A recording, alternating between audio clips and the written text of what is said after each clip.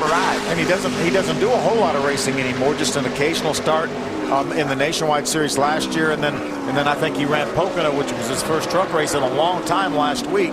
And they threw the green flag. He went from 19th to 11th in about 7 or 8 laps. And so I know that had to get Bobby fired up and want to do some more racing. And good thing he's getting to even tonight. Saw Kenny Schrader in the number 2. Schrader now running in the 8th spot. Bodine was able to get by him, moves up to 7th. Todd Bodine restarted back in the 15th spot, fell back a spot to 16th, but has slowly been gaining on the field, and now he's running up in the 7th position. Adam Alexander. Rick, let's talk a little bit about the balance of youth and experience. Last week, Kyle Busch put Casey Kane in the 18 truck. This week, it's the youngster, Brian Eichler. Eichler, of course, doesn't have a great deal of experience. In fact, his only start here at Nashville coming in nationwide competition back in June when he got involved in an early accident and didn't gain much track time. He said the truck is a little loose in the early portion of this race, but he has done a nice job moving from 11th to 6th. Ray? And Adam, while you talk about experience, Matt Crafton, the only driver to start all 11 races for the Camping World Truck Series right here at Nashville. He says he really doesn't love this track, but he likes it. But the problem tonight is his truck was absolutely perfect in the early stages, and right now he says it feels like the left rear tire is not even on the truck. He says this thing is so loose he can barely hold on to it. So while Todd Bodine begins to move back forward, Crafton has slowly been dropping backwards.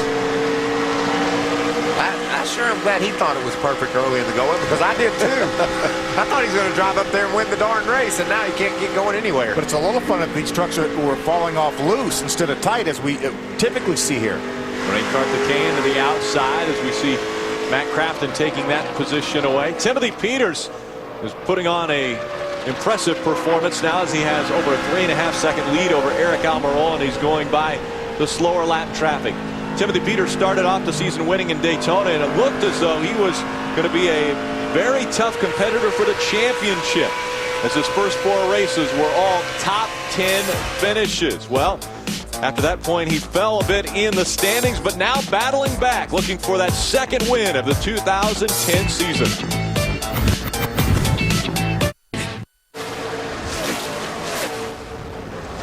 Wednesday night speed is packed with an all-new adrenaline-filled original. Then Jason Britton films an attack flick in L.A. on Stealth Rider. Then at 10, Intersection pushes man and machine to the limit. Get your heart racing Wednesday night at 8 Eastern, only on Speed.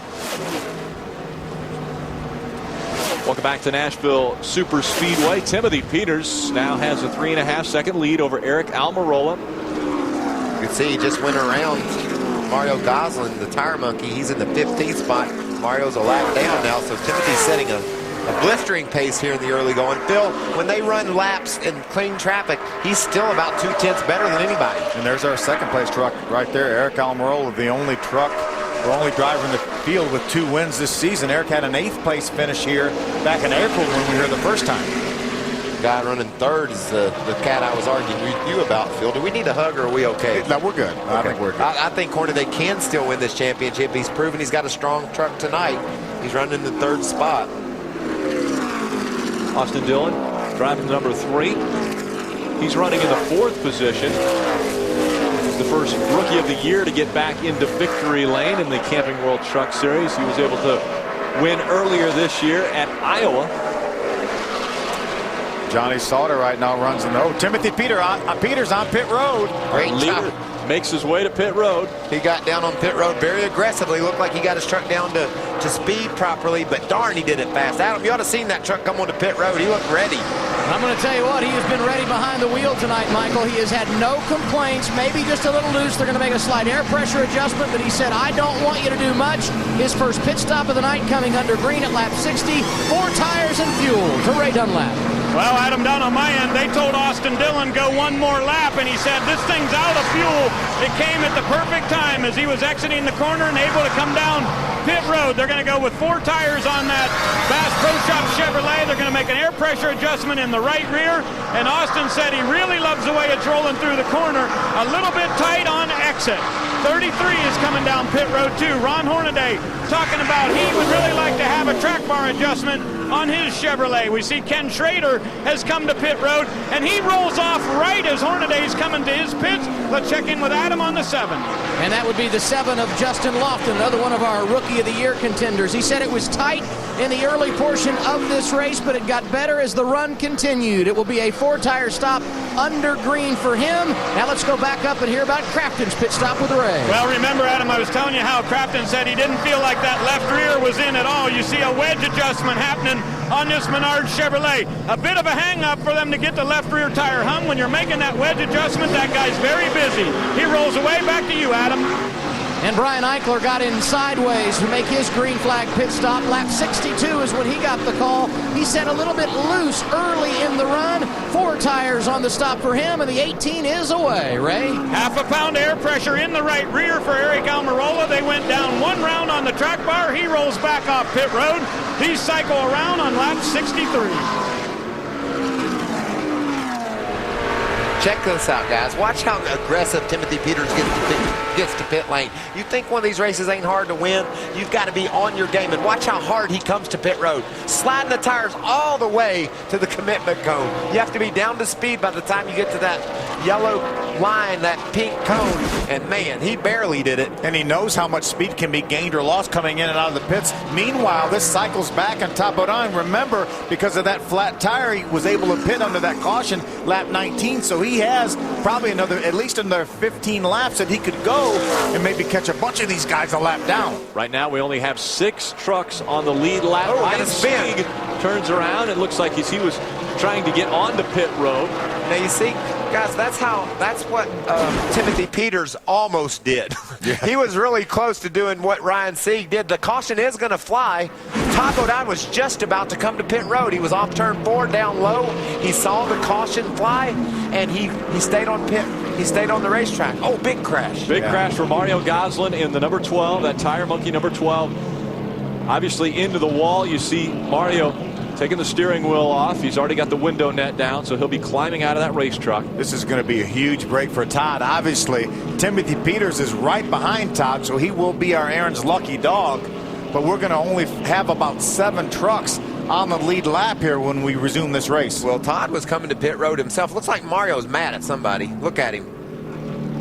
He's looking for somebody. He's going to tell somebody what he thinks. We'll find out who he got involved with. Oh, he didn't have a very good throw, but he knew like who he was throwing at it. Joseph Aramendia. You see some damage on the left side of Aramendia's truck.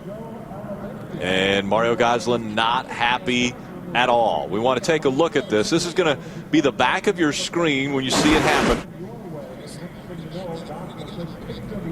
It looks like maybe Mario was passing Aramendia on the inside, and Aramendia didn't know Mario was down there, crowded him down onto the apron, and Mario lost control of his truck and hard contact into that outside wall. Good thing to see Mario was able to hop out and show his emotion, because that was a bad crash. Adam Alexander.